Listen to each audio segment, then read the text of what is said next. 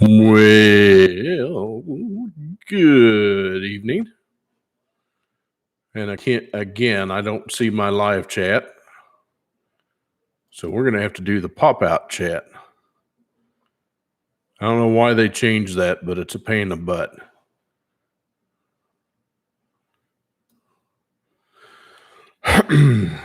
I'll let a few people get in here.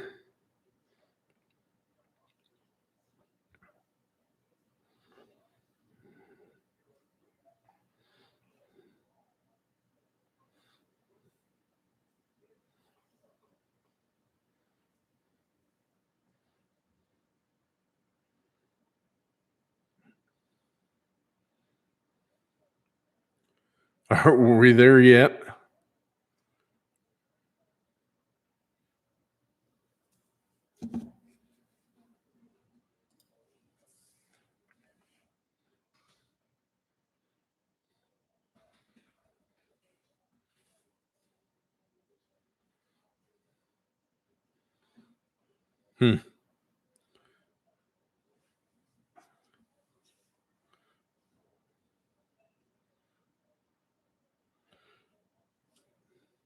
I'm just reading some posts that I seen on Facebook.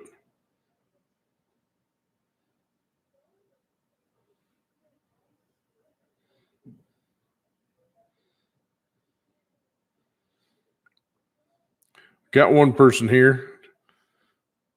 There's two. Drop a line, say hi. Let me know that you're here. Freaking glasses are driving me nuts tonight.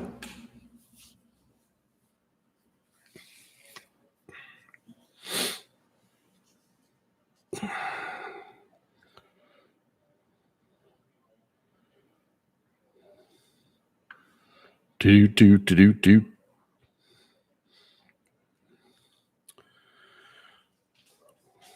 Well, we'll hold off here just a little bit and see if a couple more people come in the show here.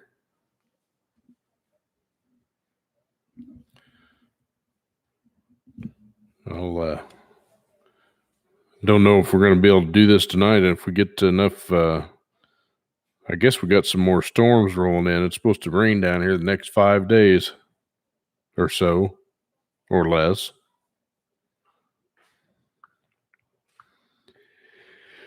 Oh, goodness gracious, great balls of fire. So I'm working on another video. You guys had some response from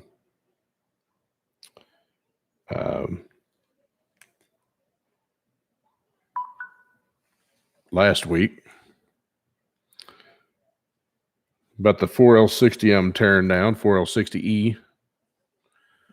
And so I've been working on doing some more inspection on this thing. I just did the gist of it when I tore it down. And y'all, there's enough of you mentioned it that you wanted to see a build on it. So we're going to do a build on another 4L60E.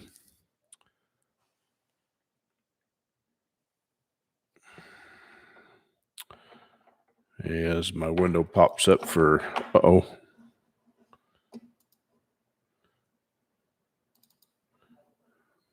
while we're gabbing here waiting for people to come in.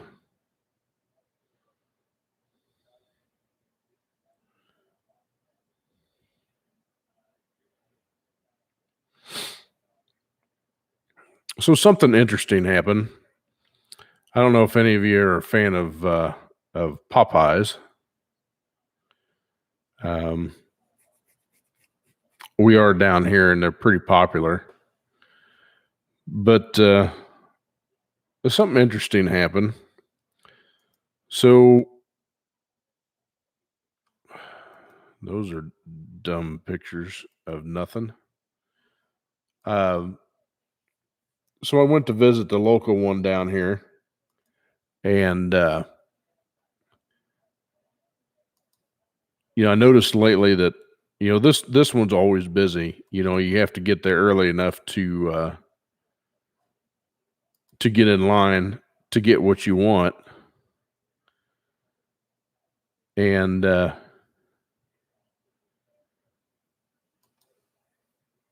any rate, so I asked the kid that come out, I says, "Hey, how come you guys have," the other thing I noticed was the fact that there was, uh, you couldn't get into the dining room. They had the doors locked. And so one of the kids popped out to grab a smoke, and I says, "Hey," says, "how come your dining room's locked?" He goes, "Because there's only 4 of us in there running the whole store." I was like, "What?" He goes, "Yeah, I came down from Georgia, and it's been nonstop since I got here." I said, "So what the heck happened?" He goes, "Well, ever since everybody got their stimmy checks, they all quit." I was like, "Awesome." So here everybody is relying on the higher ups to support them, and that's going to be bad news for our economy, y'all. Um, I couldn't do it. I have to work. I mean, I got to be doing something. It just doesn't feel right not to work. And I mean, if you're okay with taking handouts, okay, but that's not my forte anyway. So I look for that to be a big problem with everything. And, I'm sure that's why the steel and wood prices are out of this world. What's up, Mr. Morgan? How are you this evening?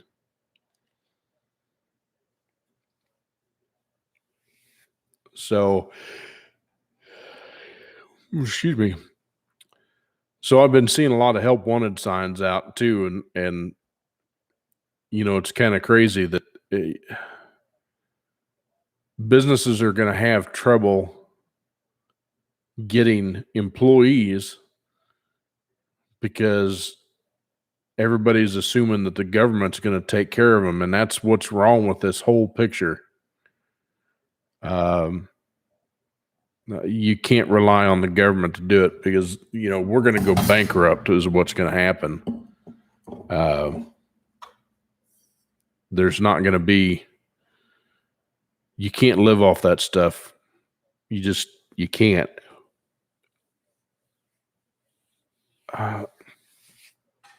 It's frustrating. It really is.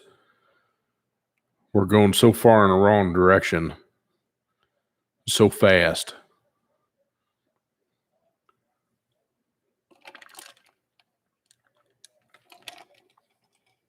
Anyway, so I'm working on this 4L60E, and you seen in the last video that had some broken friction plates and teeth stripped off of it. It's crazy what I found on this thing. And somebody had obviously been in it and had some funny things going.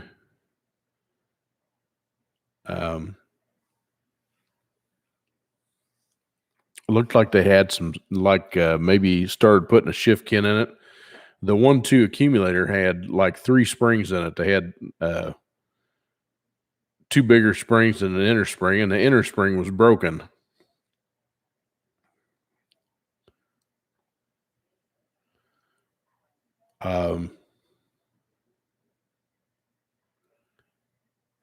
So, and I noticed when I took the thing apart how far down the piston was in the bore of this thing, which the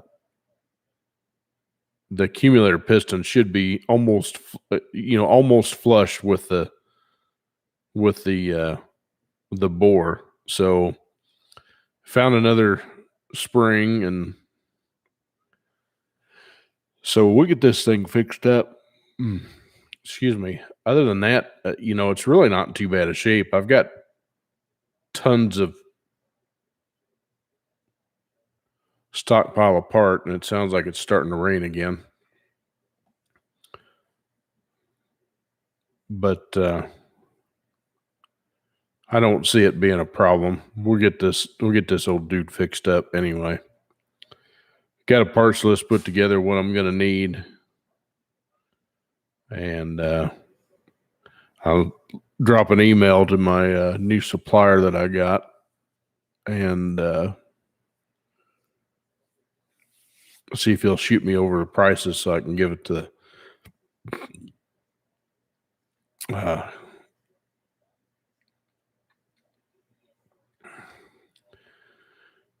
give it to the customer and see what they want to do. Yeah, Jerry, I've got another one coming out too. Like I said, I'm working on one. I was recording it actually right before I came in. I'm getting close to being done, but I may end up splitting this thing up into 2 videos because it seems like it's getting a little long. I don't know. Depends on the magic of editing where I end up.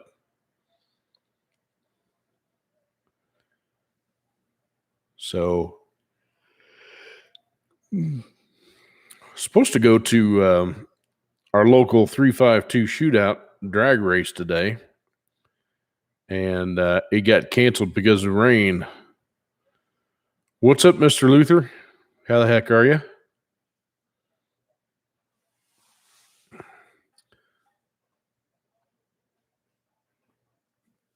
Yeah, they get a local one every year, local drag strip, just local guys. It's open to all racers, but mostly the local ones down here, and it's a pretty cool event. If you don't follow, I think I've talked about it before. It's Soccer Mom. Should be due. So let's see. Oops, spell that right.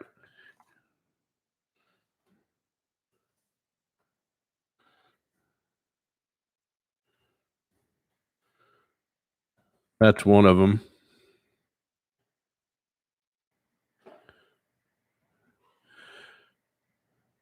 The L to the W trip, that was a long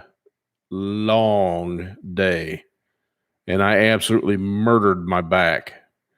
It'd been a long time since I've laid on the floor and putting a transmission in, but we got her in there, and I haven't got the video edited from that. I didn't record as much as I wanted to. I'm going to get with him and see if he won't let me use some of his video, and I'll put something together for it. But I was tickled with it when it was done. He put up a video of it. And he was kind of kind of leery at first, and you could understand. I'd forgot to mention to him that, hey, you need to wait for the.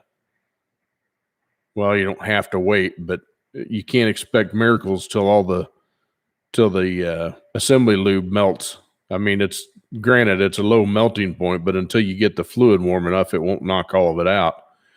But anyway, he showed and drove it, and you can't even hear it shift because the stall converter is so high. And he said he can't go much above like 3,500 or 4,000 RPM or something like that, which that converter, I think, is like 2,800 stall. And when he took off, you definitely couldn't hear it shift. But as he was driving a little bit, he downshifted and it went in every gear. And I'm sure when he gets with it and that thing you can actually wind it up a little bit. It's going to be I think he's going to be happy with it. I was tickled with it, but I mean, like I said, it was a long trip for me. I did get the wife to go with me, which was great, and God bless her for going. I'm telling you, that I couldn't have done it without her. She sure helped me a bunch.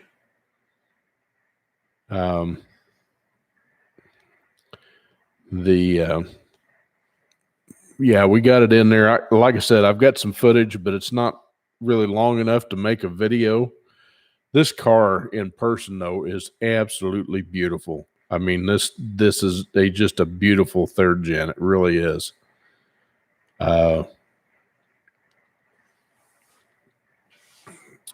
like I said, I'm gonna get with him and see if he'll let me use some of his video. But after he drove it for a little bit, he was kind of depressed when he couldn't feel it. But it may shift so fast, and with that stall converter in there, he probably didn't feel it. But like I told him, I says I'll stand behind it. I stand behind any of them I build.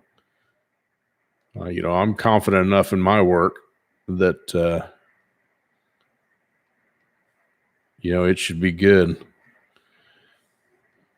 Well, if you don't hear it, it is now raining, and it's coming down at a pretty good clip. Hopefully we don't have the lights out again like we did a couple times ago, but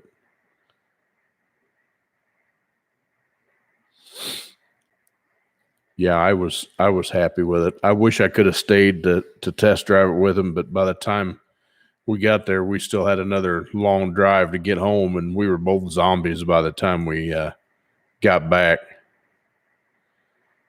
It was we left at like 6:30 in the morning, and we didn't get back until like 11:30 at night. That was a long day. I can definitely tell you this old fart ain't good for laying on floors anymore.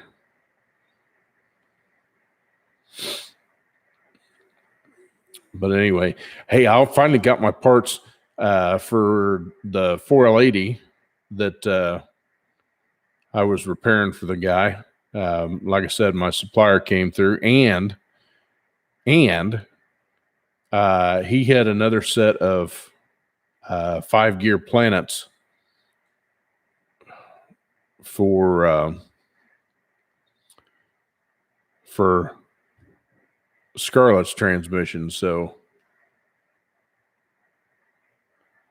that's great. I mean, I got all that stuff here. Oh. And so I one of these days I'll get to start on Scarlett's transmission. I still got a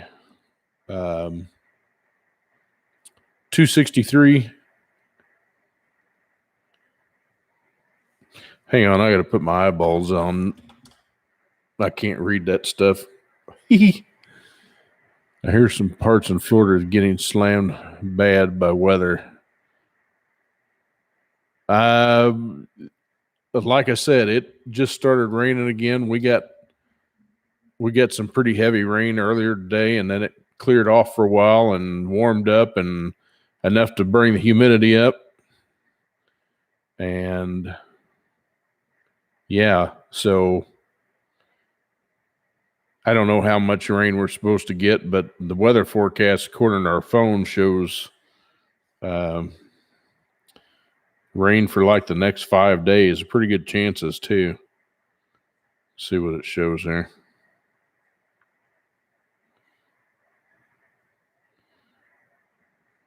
Yeah, that's showing like not until Wednesday that it's supposed to clear off.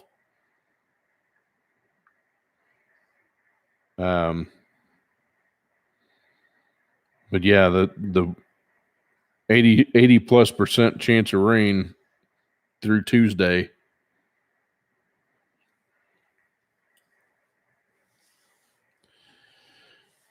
Yeah, unfortunately, Steven, that's why you guys get all the wildfires, is because it's just so dry. And you don't have a lot of humidity out there either. So I mean, it's just like a piece of paper. It'd go up and nothing flat.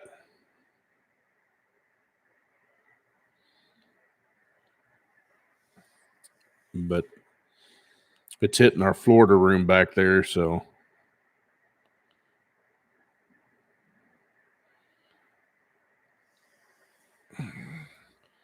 when it starts coming down real bad, I mean, you can't hear anything in the front room. So we got the back door cracked into the Florida room so the cats can go out there, because that's where we got their litter box. And here it comes. It's flat coming down. Like a cow pissing on a flat rock. Anyway, so hopefully we won't lose you, but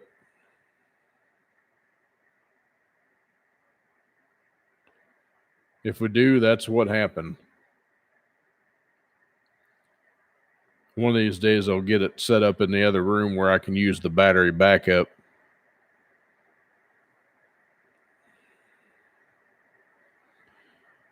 I am around the Gainesville area, Jerry. That's where we're at. Destin's all the way up in the Panhandle. We're a long ways from that, so and that seems to be a popular place to go, from what I understand.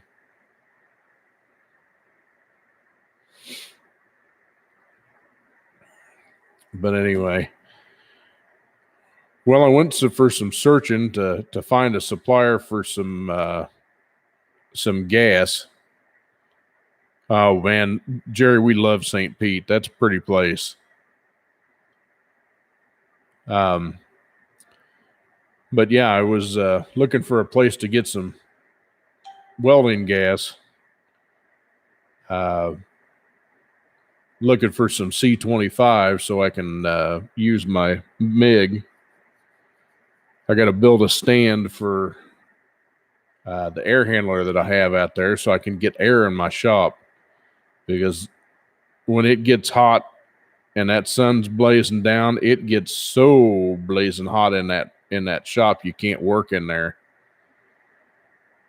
And I can't insulate the roof yet because it needs to be replaced, so I'd just be wasting my money if I tried to insulate it. I may have to figure out something though.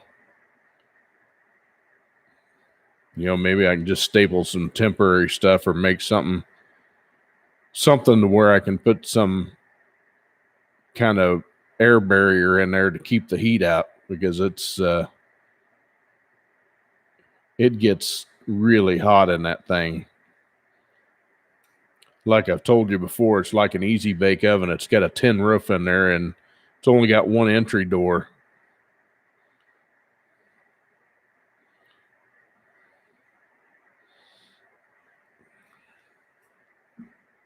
But yeah, I got a 263 HD transfer case I still got to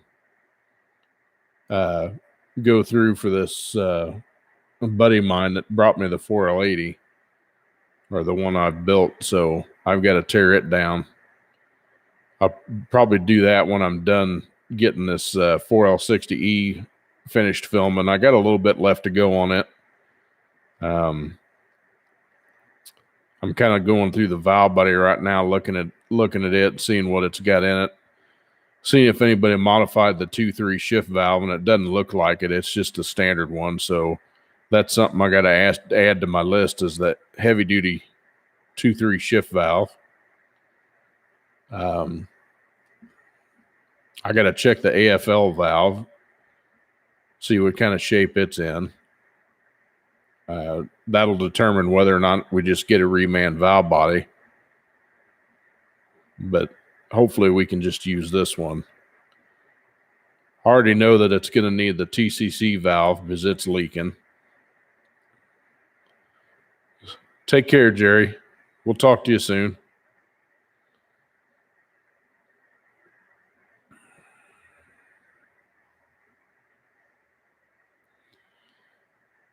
So, and his transfer case that he brought me has got a broken stud off in the case, but I kept the front half of that other one and got it cleaned up, and it's a good use. So I'll probably just swap the transfer case halves, and that way I've got a good one. I don't have to fart with taking that stud out of there, because it's sometimes you get lucky and you can weld it to it, but I haven't had my welder, so I get me some gas and I got to get an outlet wired up.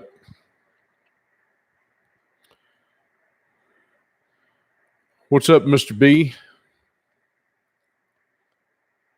How are we doing this evening?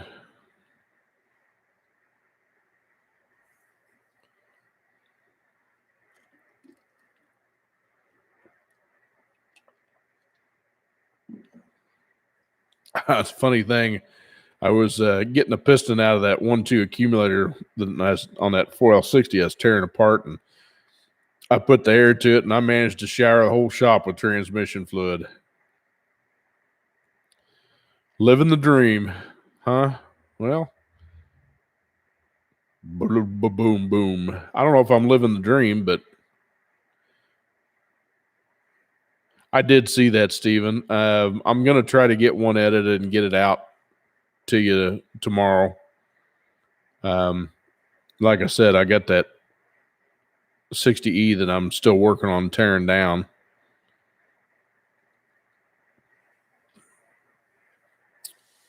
Other than that, I'm kind of slow on content right now. Because most of my videos, if you guys haven't figured out, are at least 20 minutes, 25 minutes long. It's very rare that I can make a short video just because of what I do. It's kind of like when you're a technician in a shop and you do heavy line, like I do. Nothing's fast. You get the guys that do the piddly stuff and usually get the cars in and out and the little stuff and moves pretty quick. But the heavy line guys always got it backed up and stuff tore apart, and you're tore apart for weeks waiting on parts. So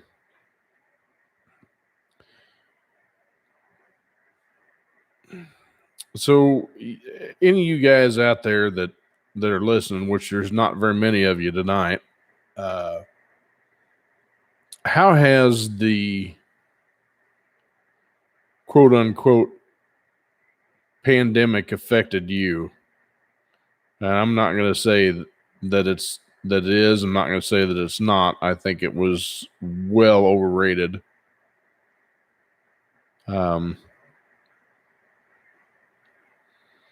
I guess the biggest thing is if y'all had stayed healthy. That's the biggest thing. Yeah. A lot of us are.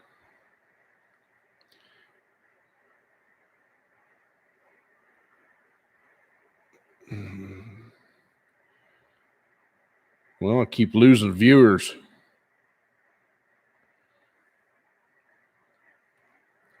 Sometimes it takes a while to get some in. I haven't been doing a real good job at advertising. Well, good for you. So what are you doing for work then?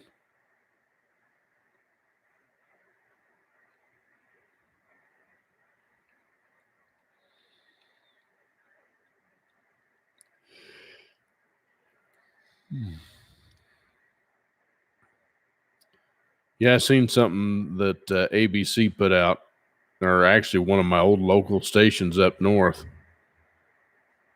They were talking about, damn, fiber optics tech, huh? You sound kind of nerdy like me. I'm a big computer nut, if y'all didn't know. I thought about doing a video on what I've done for a long time. I need to show you my little setup that I got in the other room.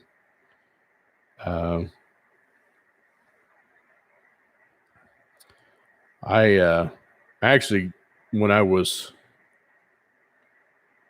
28 or so, something like that. It may have been earlier than that. It was before the wife and I met. I actually went back to school and enjoyed the hell out of it. I took a bunch of computer classes because I've always been interested in computers and how everything works.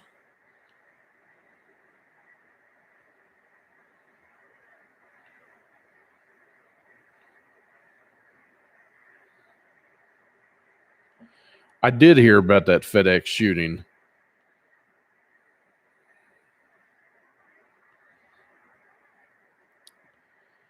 Yeah, Mr. B, I could see that is a huge concern for you. It really is, and I pray that your son stays healthy, and he pulls through good. Because I mean, if I'm not mistaken, that's in that 16 weeks premature.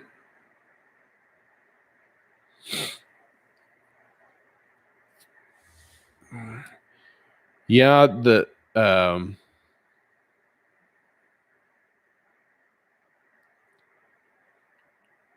I heard that the kid worked for FedEx and went in there and shot everybody up and then killed himself, took the easy way out. From what I understand. Now, I don't know how true that is. I think that's what I'd heard. Well, I think that's what my wife told me anyway. Yeah, 17 works, but 17 weeks, something like that, because I know a full carry is like 39 weeks, if I'm not mistaken, 39 or 40.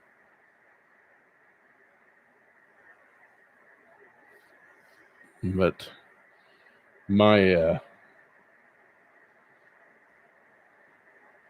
canine girl down here is not crazy about thunder. Buster is not too bad, but Bailey does not like thunder at all. She thinks somebody's beating on the house.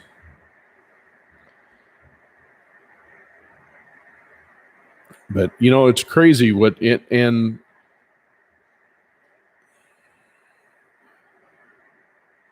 fantastic. Fantastic. That's good news. We need good news in this world. We need a lot of it. You're all right, bub. You're all right. We need good news more than any of this other depressing stuff that they're putting out there. And to me, it just feels like it's psychological warfare.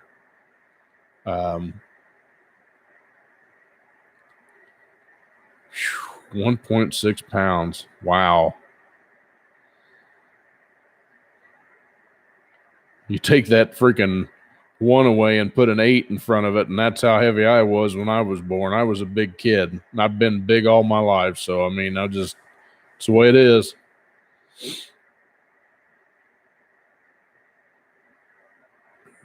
Yeah, a lot of times the dogs don't like loud noises like that.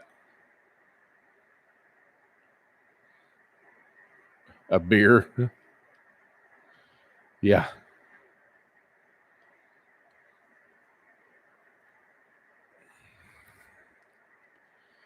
Yeah, and I mean, if you look at what they're putting out there and what they're wanting you to see, and the problem is for some people it's working. I'm not going to lie to you guys. I mean, it is, for me, it hits me in a different way. It's depressing to see what our world is becoming, and how they're trying to divide us. Because I'm going to tell you, I've got lots of friends that are not the same color as I am, come from different ethnic backgrounds, and it doesn't make a hill of beans to me, because I don't care. I look at it this way: it doesn't matter what color our skin is. We all have feelings. We all bleed red. We may not talk the same. We may not look the same, but everything inside is the same. We have the same feelings, the same brain.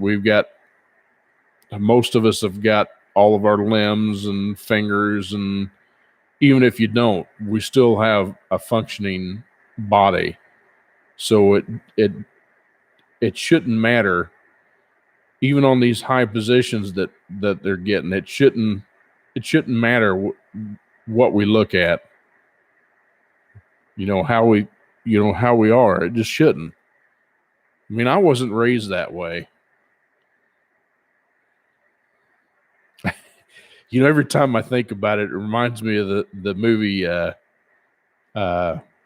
don't know if it's. I think it's Bad Boys 2, if I'm not mistaken. When Will and what's her name? What's his name is in the video store, and they're talking to each other about it, and they get out of there, and the gal looks at us and says, "You two need Jesus." Just laughed. I just laughed, and I want to say that to all those stupid politicians that are out there now. You know, you two need Jesus. Cover your eyes, baby. Hey, cracks me up. Oh, you know what's wrong with good movies and with great actors and actresses, and they're just not, and it doesn't make a difference. It just doesn't.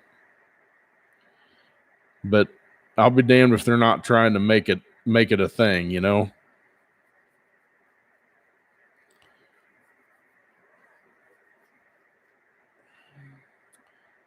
They just try to make it a thing.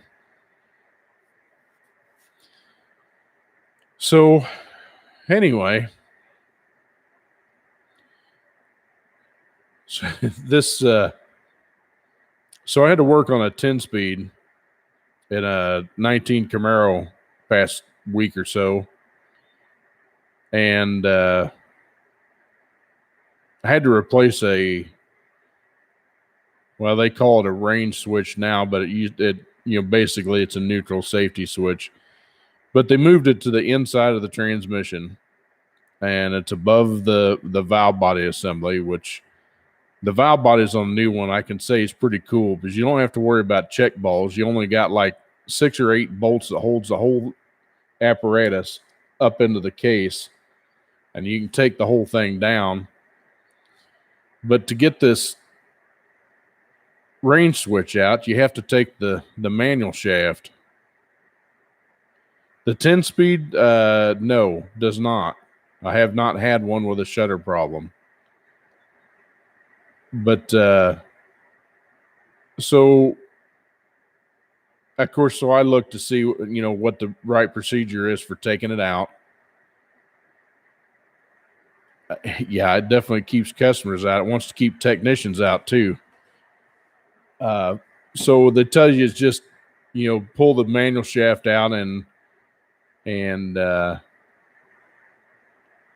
slide the switch off there. But what they don't tell you is that you have to drop the exhaust, the drive shaft, and all that other stuff to be able to get that transmission to sag far enough that you can get the manual shaft out past the floorboard of the car. And it only pays like a whopping 1.2 hours, which it takes you longer to do that, especially when, like this car, it had modified exhaust and it was a convertible, which has a whole bunch of extra X bracing on the underneath of it. It's just a pain in the can. It just paid terrible. It really did. It paid terrible.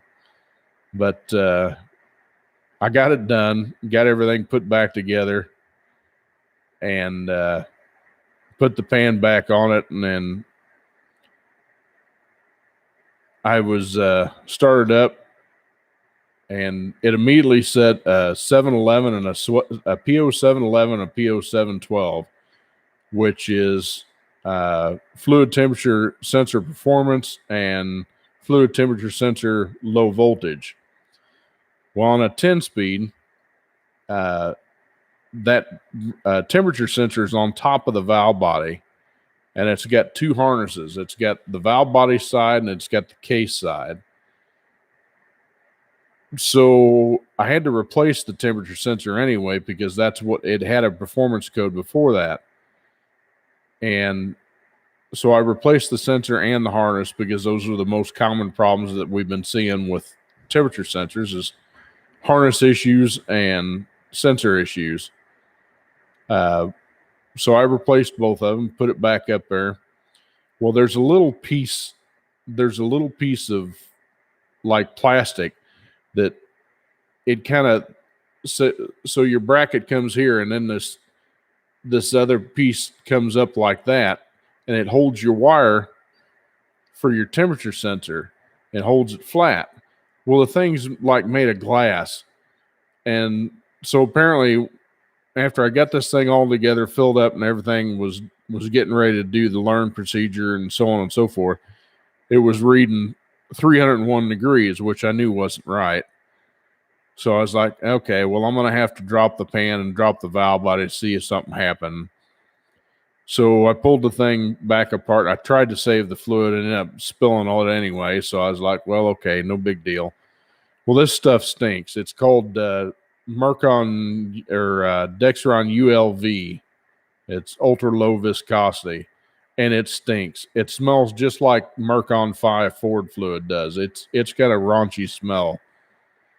So I pull this thing down, and sure enough, the little tab that holds that wire broke, and it flopped over, and it got right underneath where the valve body bolts, and it pinched the wire, and it was grounded out on the valve body. Great. I know that was what was wrong with it. So I ordered another harness. So I got another harness, put it in, everything's hunky-dory, put it back up there. Before I filled it, I checked it again to make sure it was reading, and it was doing fine.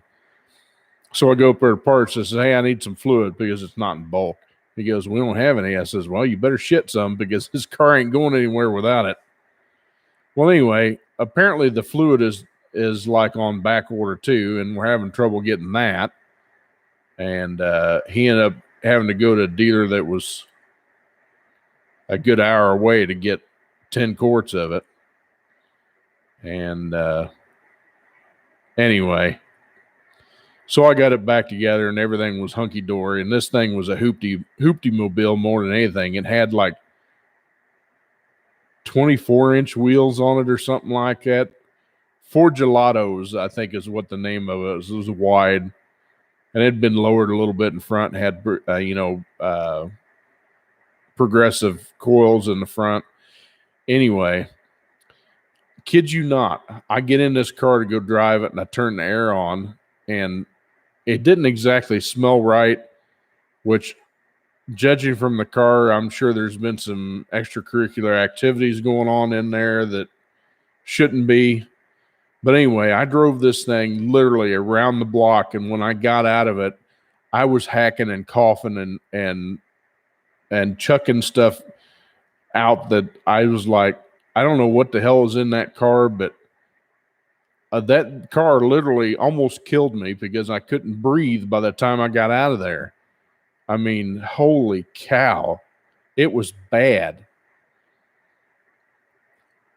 But, it went down the road, so I was happy to get rid of it. Interesting stuff. Yeah. Yeah, that's kind of what I was thinking too. But it did kind of smell like stale stuff. Stale ganja. I still got my mic on from.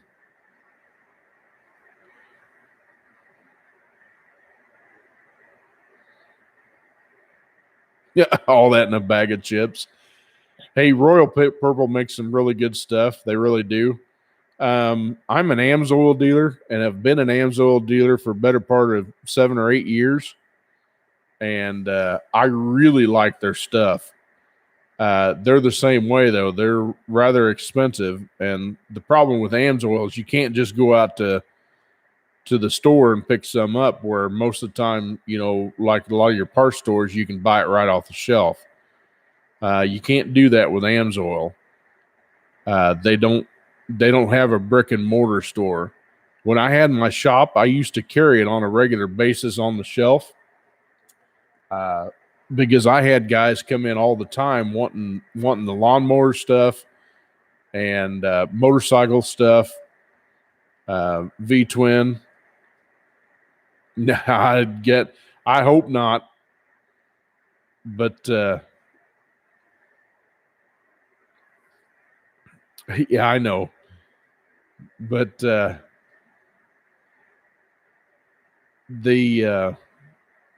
I really like the Amsoil stuff. I mean, it's done perfect for me. Again, they're kind of pricey. The bad thing is, y'all, is everything's going up in price. And I'm going to tell you something else about this $15 an hour bull crap minimum wage. Your $15 an hour may be great, but you know your dollar menu that McDonald's has got or something like that, it ain't gonna be a dollar menu anymore. It's gonna be a $5 menu, and this is a trickle down effect that's just gonna affect everybody. You know, you guys are wanting minimum wage at $15 an hour, but what about the guys like the old guys like me? My first job paid me $2.10 an hour. That was before I was that was 15 and a half when I started working. And I've worked my way to where I am now, which I'm not going to let you know how much money I make an hour. I mean, it's irrelevant. Yeah, I'd agree. But it doesn't make economic sense because a lot of these businesses, small businesses especially, can't afford to pay $15 an hour to these kids that like have no experience and have the mentality that think that they're entitled to it. Entitlement, no. You have to earn it.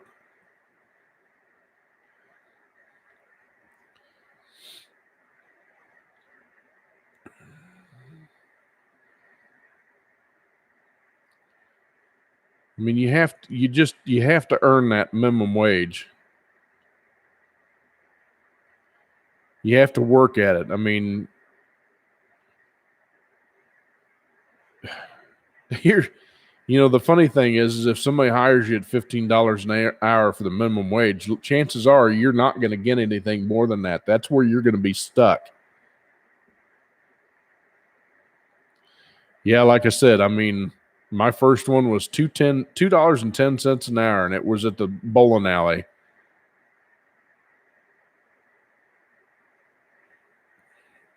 Yeah, I bet you do, Will.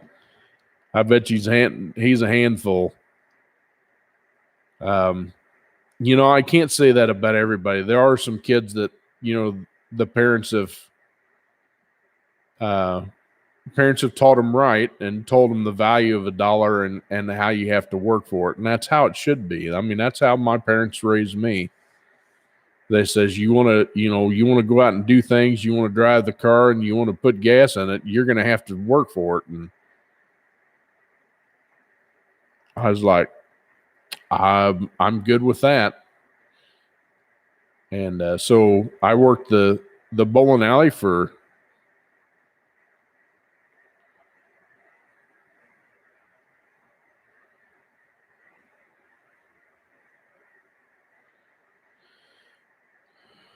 hang on, Tom, I'll answer that for you. But yeah, I had to work for it. I started out with $2.10 an hour at the bowling alley, and absolutely loved that job. God, that was so much fun. So much fun.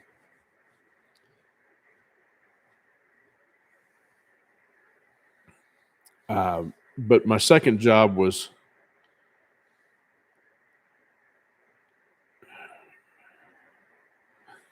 friends and friends' parents suck.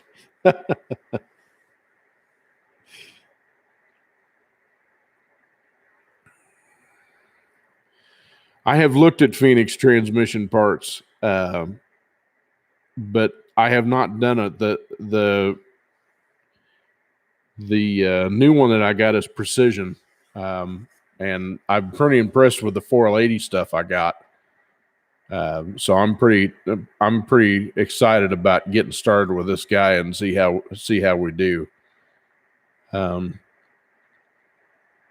anyway, if y'all didn't read it, Tom S. asked me. It says I bought an IROC with an engine bay wiring harness cut. All the wiring harnesses are the same for most cars on third gens. The answer to that question is yes and no. It depends on the year.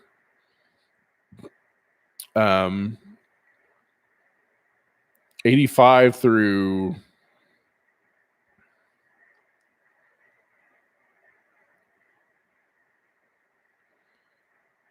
87, 88. I think the harnesses were the same, and then 89, 90 where it's different, and then 90 to 91 and 92 is when they went to speed density on the Z26. It's an 86. Okay, so the 86 is going to be if it's a tune port, because 86, they did have an option for a carbureted IROC. I have an 87 out back that is a carbureted IROC. It came that way from the factory. So the wiring harness is different on that one. As far as the body harness on the engine side, everything's the same. The only thing that would be different is the engine harness, because 86 would have had a feedback quadrojet, electronic controlled. It still would have had an ECM that would be above the passenger footwell. 305 ho. Yeah, it's probably an HO. It depends. They made you have to look at the VIN number. If it's an H, the eighth digit of the VIN number was an H, it would have been a standard 305. If it was a G, that would be a high output. And they did make the high output 305s, but I thought, if I'm not mistaken, they were like in the 84 Z28. Back talk carb, huh? Yeah. That's pretty funny. I never heard anybody put it that way before, but that's about right.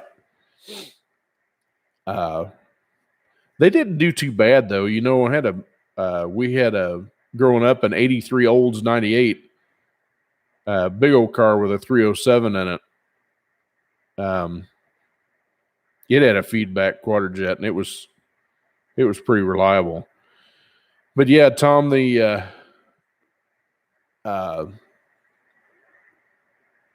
86 more than likely was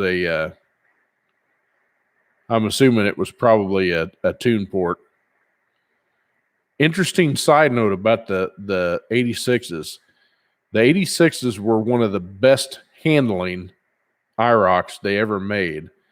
And I don't know if it was because the spring rate was quite a bit different, but that car on an 86 would push almost past the 1G mark on the skid pad, which was better than the Corvette in that year.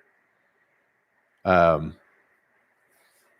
had a buddy of mine that had one. It was a medium Quasar blue metallic. Man, that thing was gorgeous. And that thing was stout.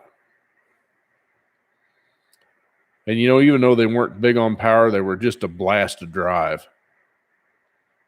I miss driving those cars. They were just fun. Yeah, one of these days I'll get Scarlet going again, but I'm having second thoughts about doing all the preliminary stuff and whether or not I just want to get the motor out and stuff it in there and just drive it, you know. 86 was the cam issues with the stupid third brake.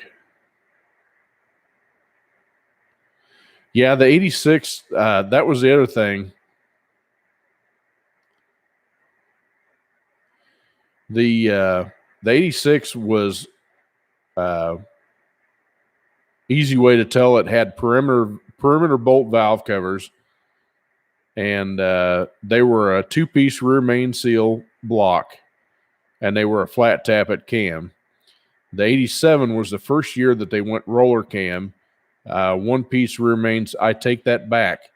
86 would have been a one-piece rear main seal, but it would have been a flat tappet cam.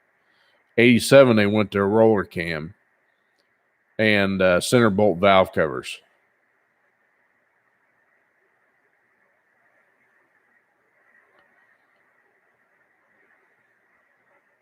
Yeah, and they put the third brake light on the outside of the back window. 87, they moved it to the spoiler, which that's the way mine were or are.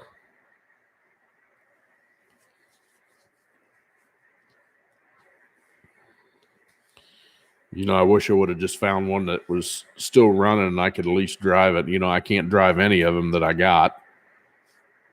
It's probably better off. There's probably a reason why I haven't been able to get them done yet, but we'll get there someday. Like I said, I got all the parts to do Scarlett's transmission.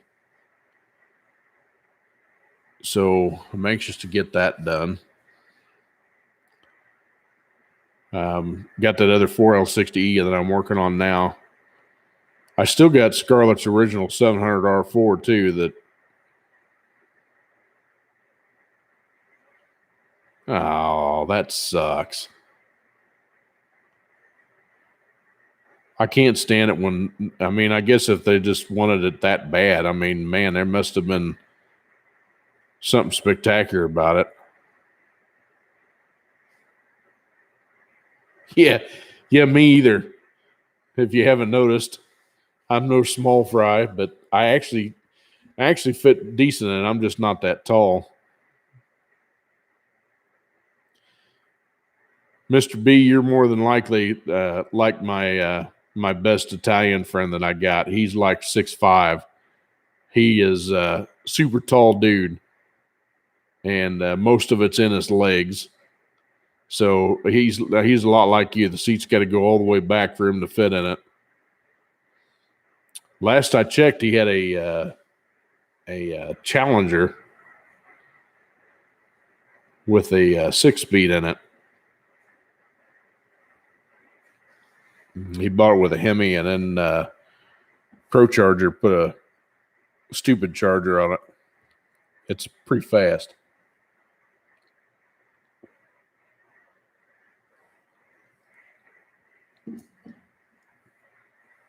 He had to go through a lot. He went through a lot of tires on it, though. Like I said, I don't know if he's still got it or not. I haven't talked to him in a while. He's kind of hard to get a hold of. He works for the local Ford plant up north. And so he's always working. He's always been that way. He used to, when we grew up, he used to work at a, they made dog food bags. I can't remember what the name of it was, but it was down in the bottoms down in Kansas City. And there'd be many a times that I'd get down there about lunchtime for him and just to BS with him, and it was fun because it was, in the middle of the night and, you're out cruising at night. It was just a blast.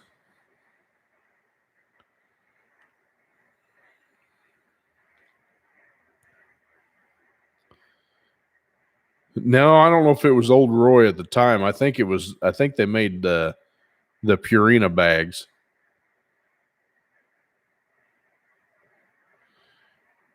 And Mr. B, you can always send pics if you want. You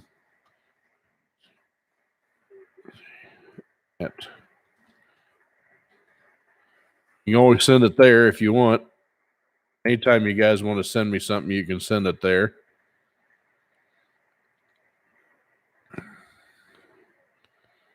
I've debated whether or not I want to set up a P.O. box. I don't think I'm anywhere close enough to need anything like that. Because obviously y'all don't need to know where I live, but anyhow, hey, if you're on here now and you haven't already, do me a favor and smash that like button for me. Help share the videos out to so YouTube can push this stuff around. Thanks a bunch. I really appreciate it. You guys are the best. Without you guys watching my videos and stuff, I wouldn't be here. So I couldn't believe it the other day when I got to 1,500 subscribers. I'm tickled to death. And it's been skyrocketing past that. I'm dumbfounded, really.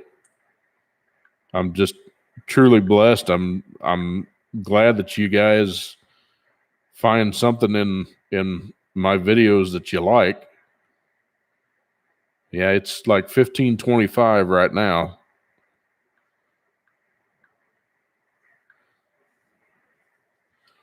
Well, thanks, brother. I appreciate that.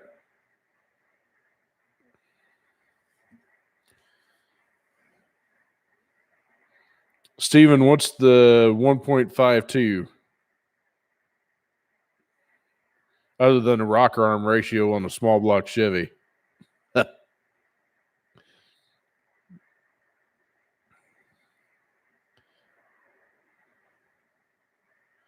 Yeah, I'm definitely real. I'm every bit of real. All 300 plus pounds of me.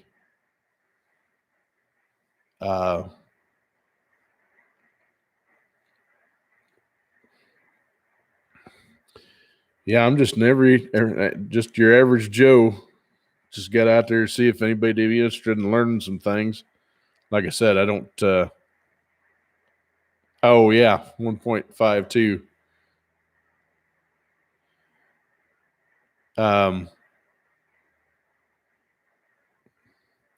Yeah, like I said, I don't have any kids to pass my knowledge to, and I was like, I know somebody might be able to use something that I've got. I'm just so diverse in a bunch of different stuff. Like I said, I've got to be honest with you. I've got to build me a new editing computer here before too long. Well, it's not going to be new. It'll be used with used parts, but I've pretty much filled my hard drive space up, and so now I'm not going to go AMD with this one. I'm actually going to do. I'm picking up a Swamp Ape. Not sure where that one's going. Sorry. But I've got a bunch of my old computer stuff that I need to sell anyway. I got 3 of the Dell PCs that I had when I had my shop. And they're all good machines. They all work, but they're just right now they're sitting collecting dust, and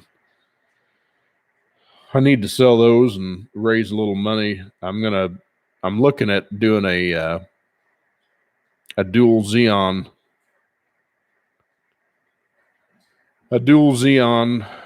with a minimum of 6 cores apiece. I missed out on a deal that had, man, it was a good used deal. Came with like 32 gig of RAM, a 300 gig solid state drive, and 2 Xeons that had 12 cores apiece. That would have been a smoker. And then I'd pick up some SAS drives, probably do 4 or 6 or something like that, and do a RAID 1+0. I'm talking nerdy to you now, so if anybody knows anything about computers, you'll pick up on it. But do them a hot swap. Actually split it up this time. What I made a mistake when I built this one, well, I actually modified it. I did a striped ray with 3 drives, and I put the operating system, the storage, and the cache all on the same setup. Which, if I would have been thinking, I would have done it a little different. And I think this next one I'm going to do, I'll set the storage up solely on its own. I'll do the operating system solely on its own drive, and then I'll use the solid state drive for a cache drive for when I do the video editing, because that's where you run into time or the speed issue. But my software that I use for editing is well,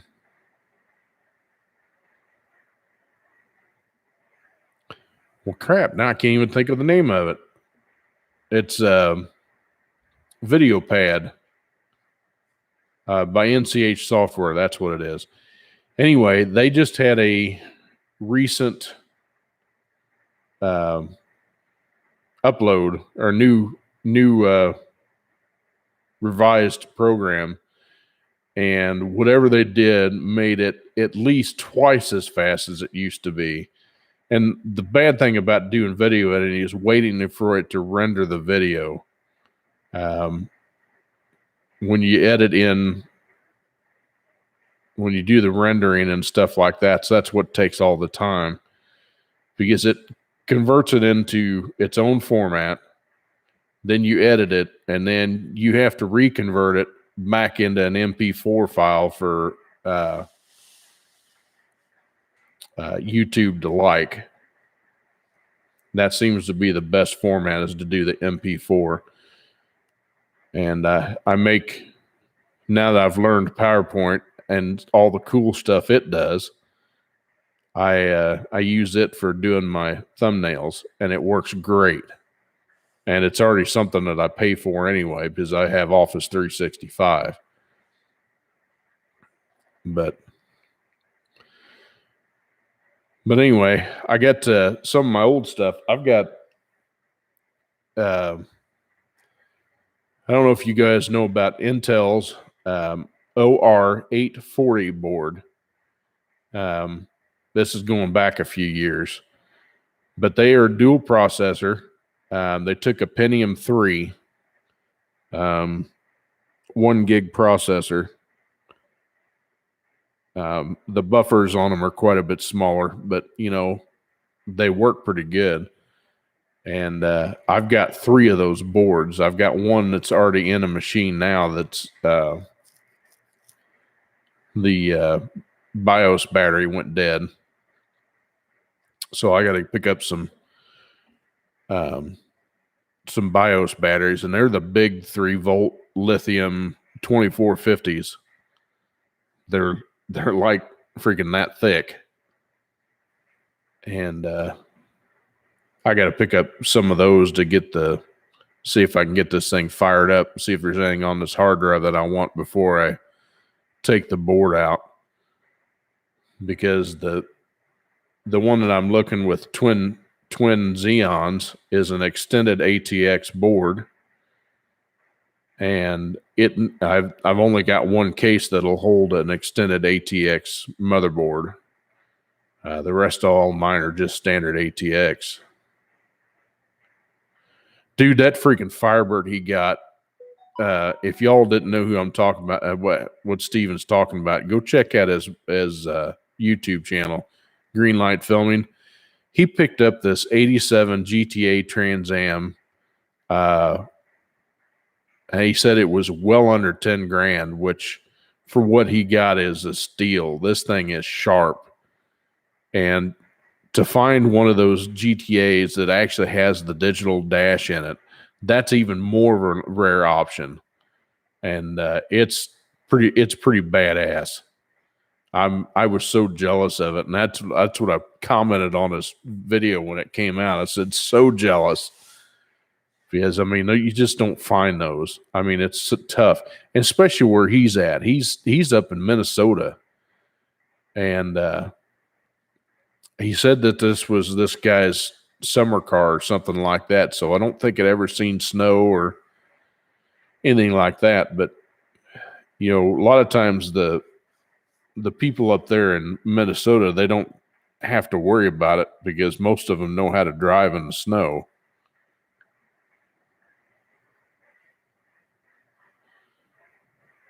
Huh. Mr. B, I got your email, your test email. And here you go. I'll send you something back.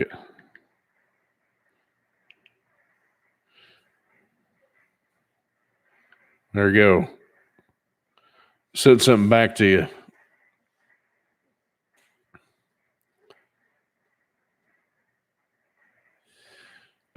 Yeah, he got the. Didn't he get the?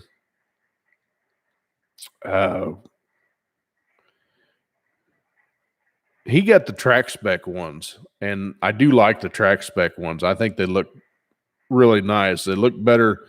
There's another guy that's down here that's Fireball Mullet, and he's got a really nice, and I do mean really nice IROC. And he had somebody else make his, but understandably, he's got an LSA in his car, so he needed the extra room for the louvers that stick down because the track spec ones are not adjustable, and so you got to make sure you got clearance for them.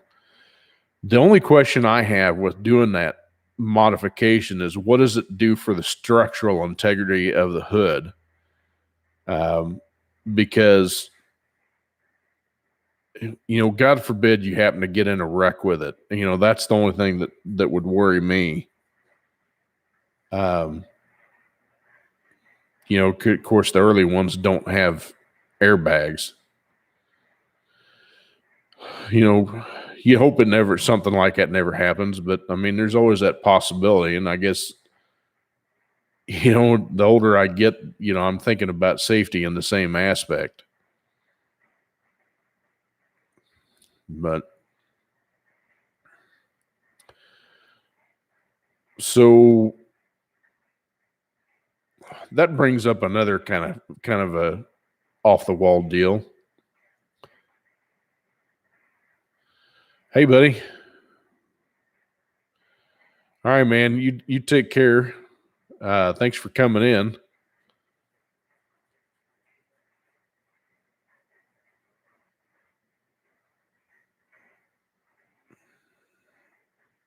Yeah, you're correct. That's what he did say.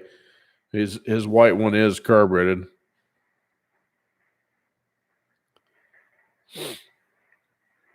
Hey, you know what they say? It's better late than never.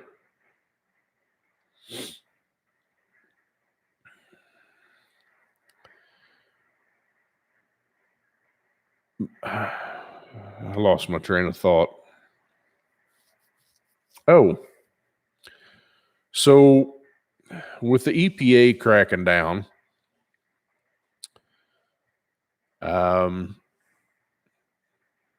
I think my original plan for changing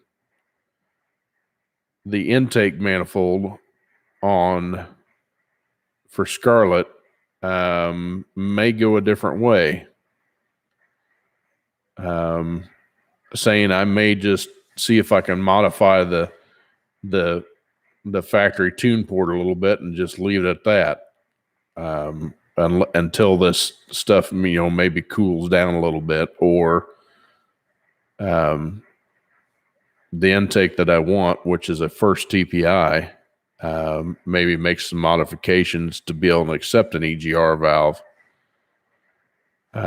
I can make everything else work. I can put bungs in the headers for the AIR tubes, and I can do the same thing down on the catalytic converters, which I'll put back on.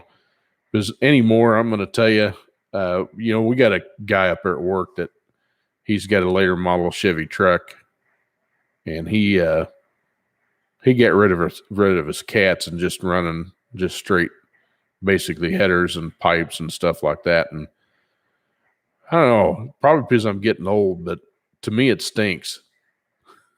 Now it may not stink. It may not stink if you're running, the corn fuel, but where I'm at down here, there's like maybe one or two stations that carry E85. Plus, the old stuff, you can't run E85 reliably in the fuel system because it's highly corrosive. And it will just flat chew up just regular steel lines, regular rubber lines. It just eat that stuff up.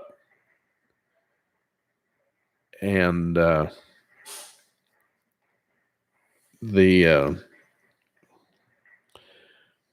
if you see something that's flex fuel compatible, most of the times your fuel lines will be made out of stainless steel or that kind of a plastic stuff.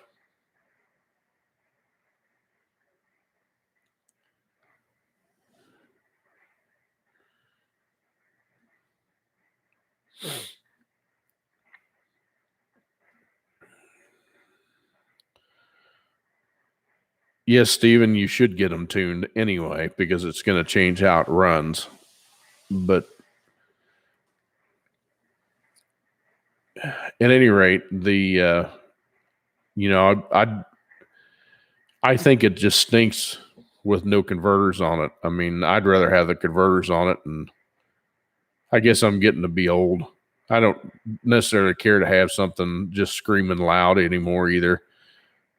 And it's cool, but if I want to daily this thing, which that might be the case, if I want to daily this thing, I don't hear myself think. I don't want it rattling my teeth all the time. You know what I'm saying? So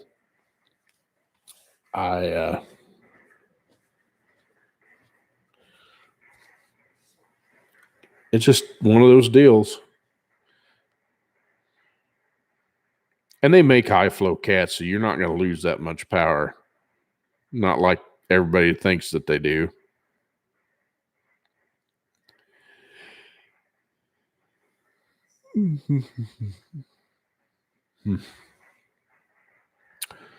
So at any rate, the only thing I might run into is I might run out of outputs to be able to control the AIR solenoids. The fans I'm not worried about. I'm going to make my own fan control box that can be either controlled with a computer or you can do it manually with some temperature sensors. So, and I'll let you in on that too when I get ready to build this fan box. Not quite sure how I'm going to do it just yet to make it look nice, and it actually would require somebody to make a mold, or a company that would you tell them what you want.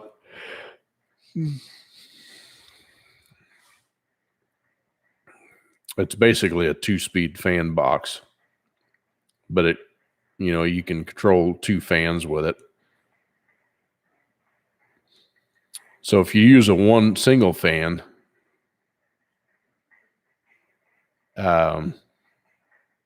you'd have to put a resistor in it. But a lot of the new fans anymore are what they call PWM, pulse width modulated. And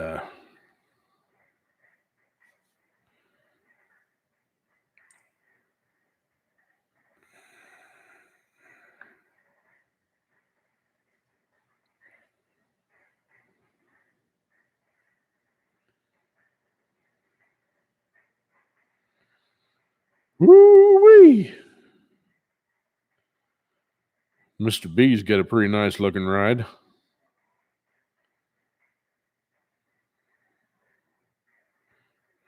Really nice.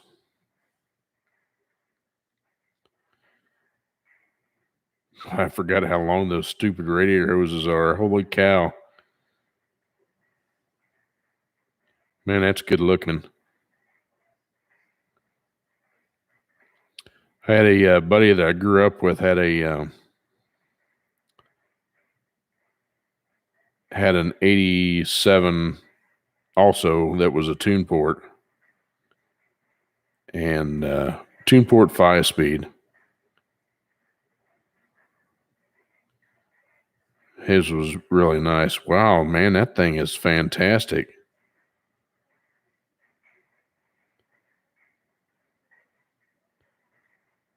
I like the big gauges and everything. So did you do something different from? Oh yeah, you did.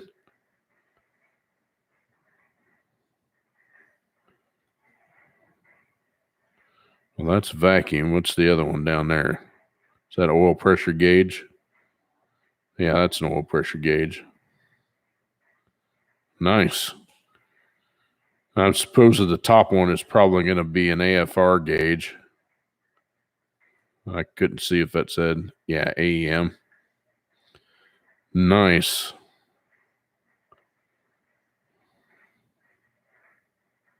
Very nice. For sure.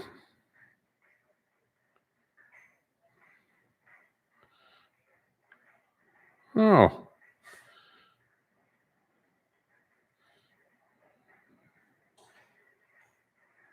Nice, Thomas. Looks like you got it pretty much sanded down, ready for some paint.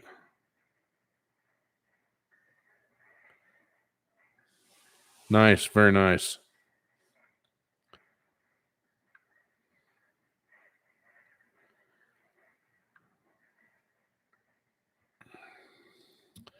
But yeah.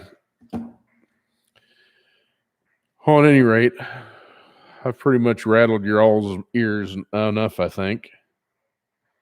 Unless you guys got something that you want to gab about.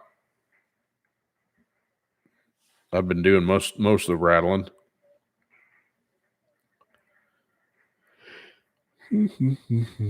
Excuse me.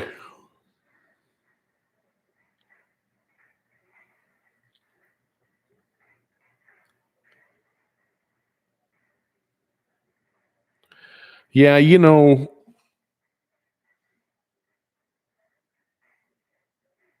I don't understand.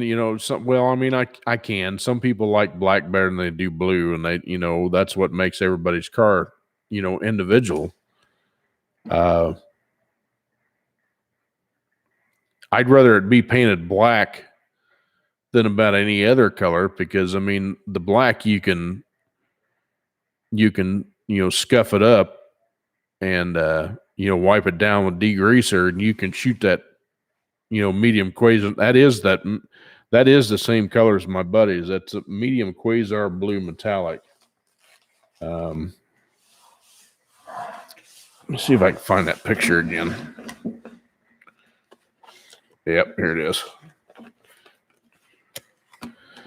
This is going to be kind of crappy picture, but hang on a minute.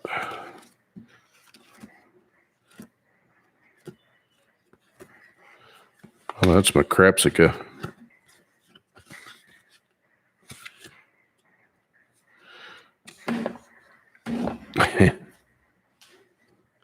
This was my car going to tech school. Managed to smack a deer on the way back home. And that was just after they got done painting the hood because they had the paint peeling issue.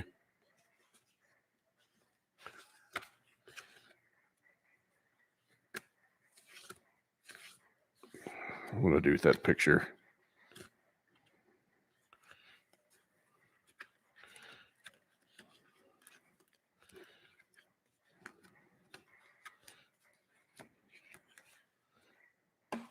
Oh, crap.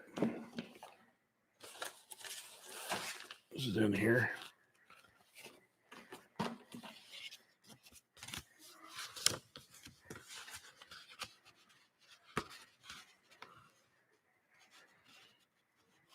Bad thing is I just had those pictures the other day.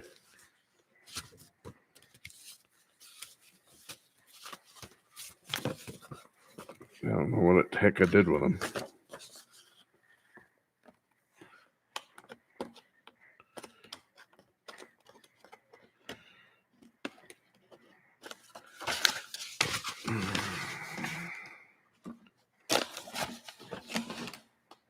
Oh, wait a minute. Here they are. Okay. Tom, this is my buddy's 86 IROC in the background. That's my 81 Turbo TA that's right there in front. But that was his medium Quasar blue metallic. It looks just like yours. Had gray interior T-tops. I don't have a better picture of it. That's all I got. So, but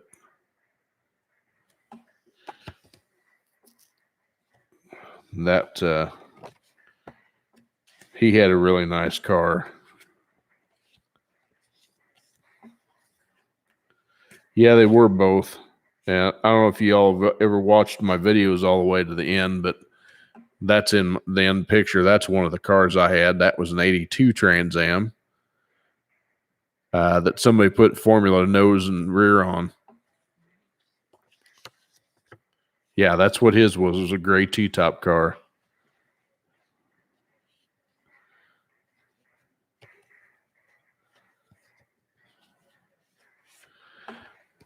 Yeah, the car came with the Krager SS's on it. I didn't particularly care for them, but you know, it is what it is. There's another picture of my 82 that I had. I bought it over in Kansas. That was an original 4-speed car. Had a Super T10 4-speed. I liked the dashes on those early years because they were so simple. Had a Hurst shifter in it. A lot of fun. Drove that car home and it had tried to overheat on me a couple of times. I think the guy knew what was wrong with it before I even got it. And of course, he didn't say anything about it. Obviously, he just wanted to sell the car. But long story short, when I finally decided to figure out what was wrong with it, it turns out the thing had a cracked block.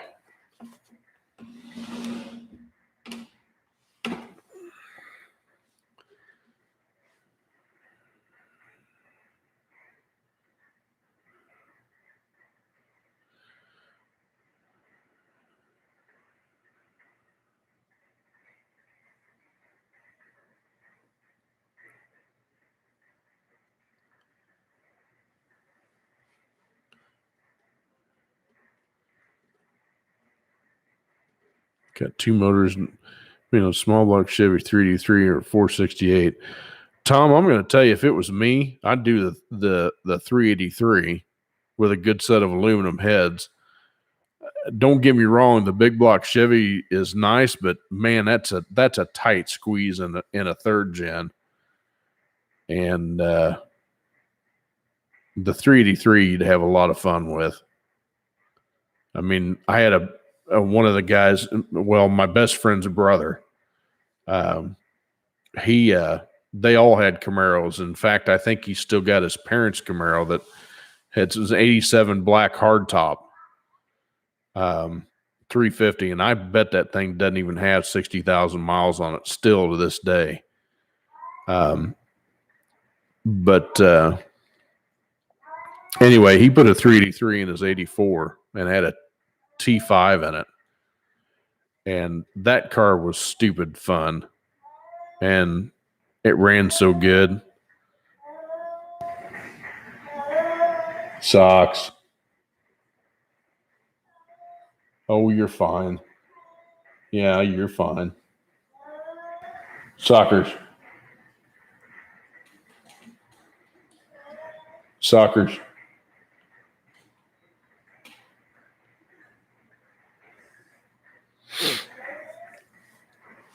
Yeah, mine's a constant work in progress.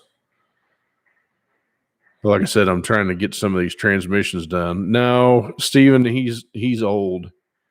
That sucks. It's my cat. We got it when Dan and I first got together. So,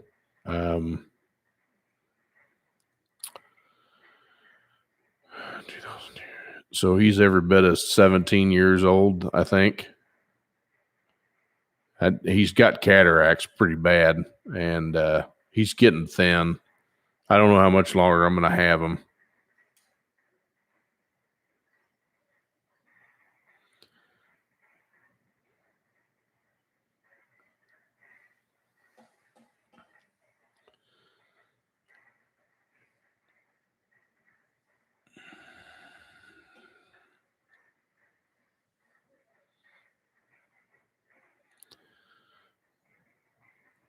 Well, if that's all you're going to do with it, Tom, then I mean that's cool. I mean, if it whatever, it's it's whatever you want to do. I mean, if you run the 3D3 with a lot of compression and stuff like that, obviously you can't run it on pump gas.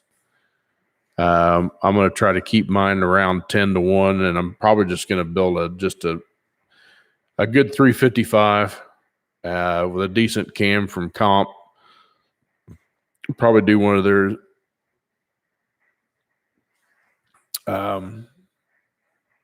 extreme fuel injection cams. Put a little stall in it, a little gear in the back, and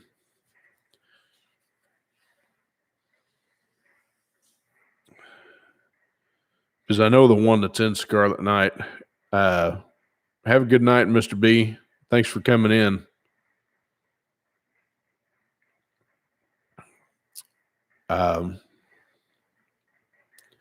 Yeah, I think I'm probably just going to keep it. Mr. LSX Big Block. What is going on? Yeah, I think I'm just going to keep just 355. And it was like I said, I want to daily it. And, if I want to daily it, I don't want it to kill me in gas.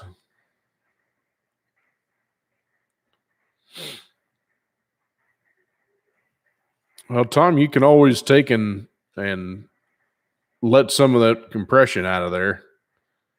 You might have to change the pistons, but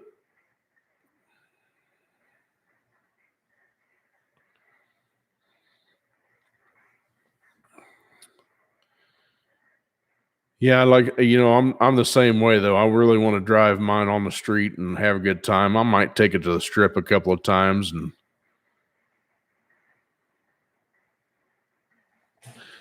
well, LSX, they're sure trying. Yeah, right. Shh.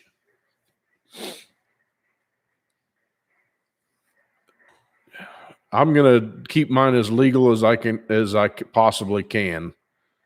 I'm gonna leave all the emission stuff on it.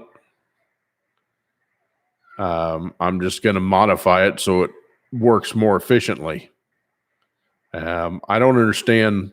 Here's the thing about this EPA thing. A lot of these guys that are modifying these cars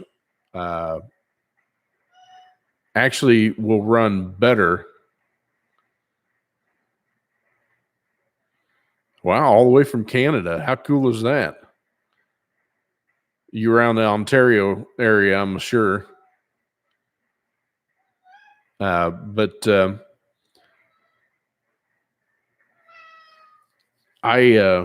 lot of these cars, even though they're building them, most of them are running E85 or, Ignite, which those fuels are much more efficient than your regular crude fuel, and they burn cleaner.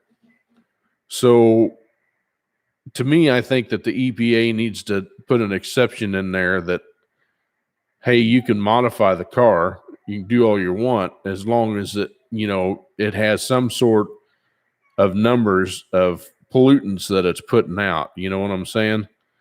I mean, unfortunately, I know Mr. Luther knows all about this. Being in California, they have actually emission laws up there that are stringent, where I know that when you do, I think you'll have to help me out, Stephen. If they do this every month or every year, you have to have a emissions test or something like that. They stick a sniffer up the tailpipe and say yay or nay, or you have to get this fixed. It has to meet California emissions, so on and so forth. Well, why can't they just do that with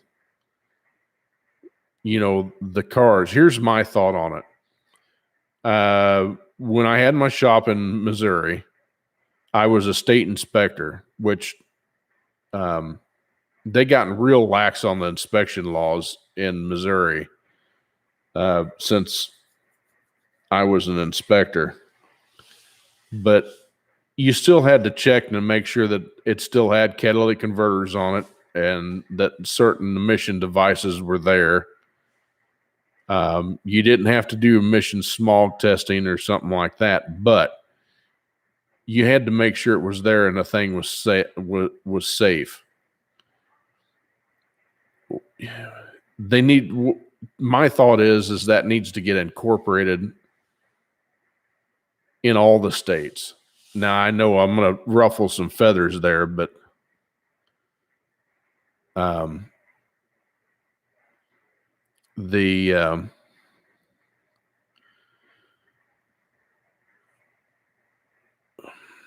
think the inspection laws would calm down that a lot. The problem is, the other problem on top of that is you're going to get dishonest inspectors.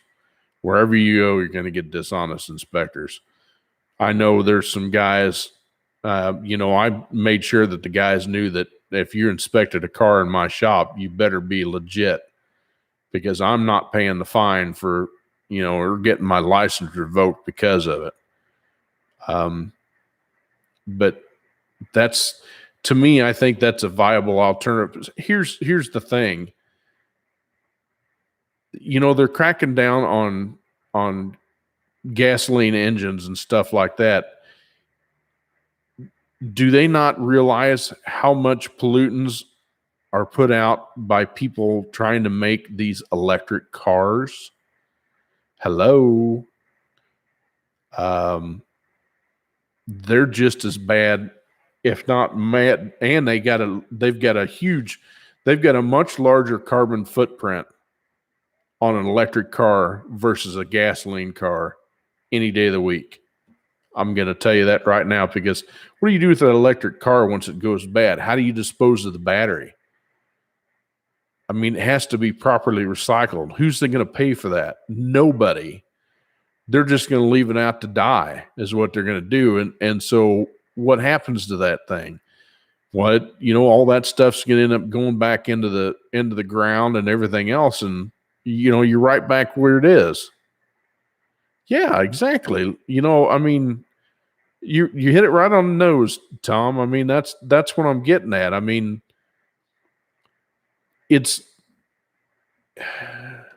they're doing a good job of selling it, but it's not, I'm not buying it. I mean, common sense. I mean, that's what a lot of this lacks, is there's a lot of lack of common sense.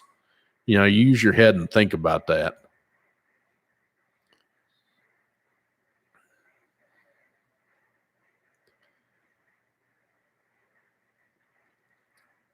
I just don't think that, I don't see how big oil would I don't know, with our current administration. I mean, we're not going to have much for big oil because of what he's screwing up. Man, I would hope it would prevail. But the way we're going, I don't see it happening.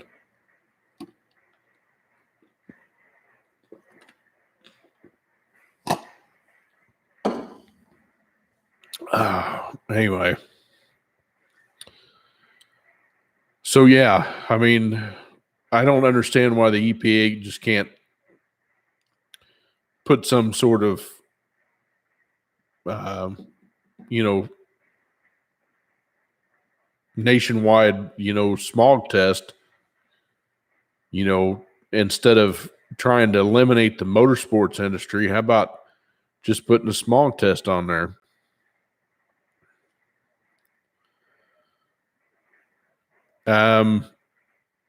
I guarantee there's more now, especially than, you can't go too far in depth with that because, I mean, if you say the wrong thing, they'll knock you out. I mean, that's just the way it is.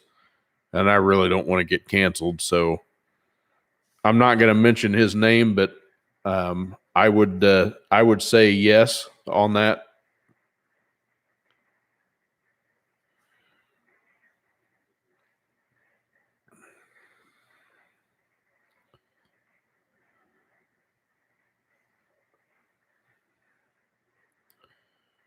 Ford and Chevy said they would switch to all electric vehicles 4 years, hopefully when current administration is gone. Yeah.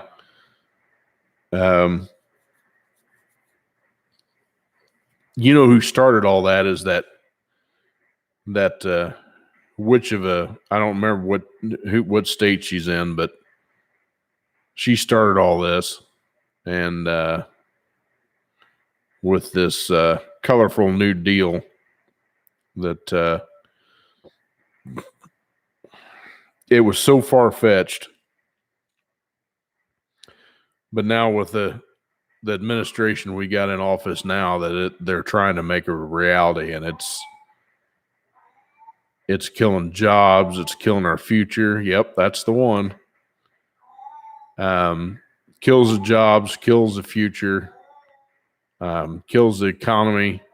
I mean, man, we're just so far going in the wrong direction.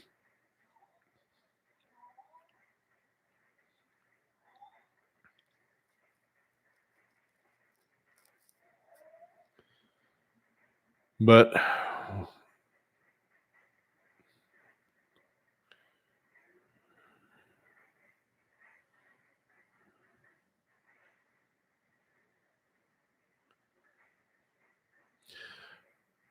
well, LSX, I'm going to tell you, we're fortunate to be in Florida and have one hell of a good governor. It's fantastic.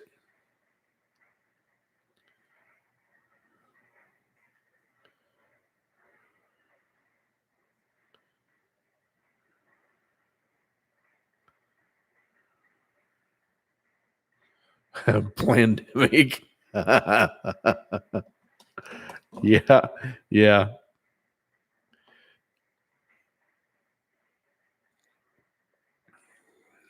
yeah. He's been one hell of a good governor, and he's started his reelection campaign yesterday, and Right Side Broadcasting had him on there, and they were following it down there on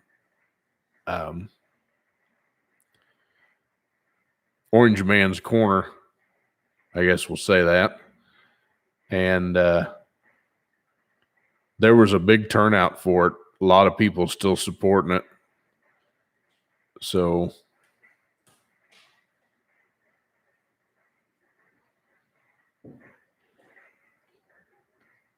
I figured you were sawing logs.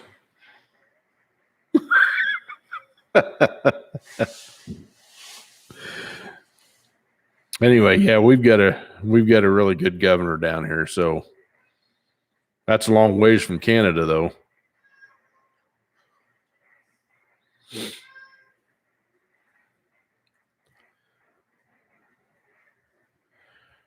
Man, you got to wait all the way to November for that to happen.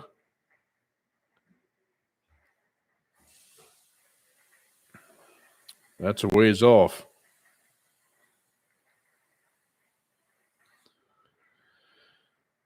Oh.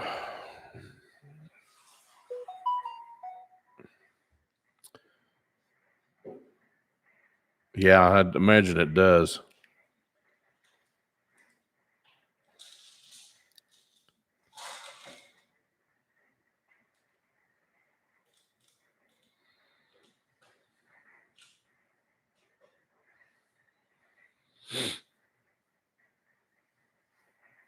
Yeah, I think everybody knows his name.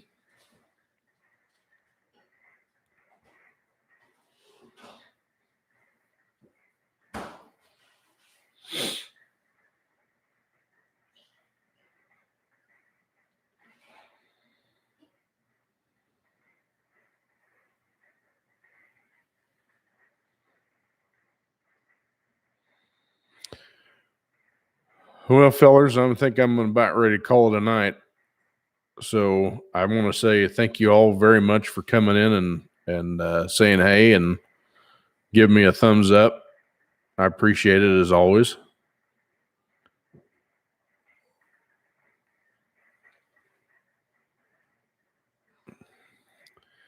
And with that being said, y'all take care of yourself. Take care of each other. God bless you and God bless America. And we'll see you in the next one. Bye bye.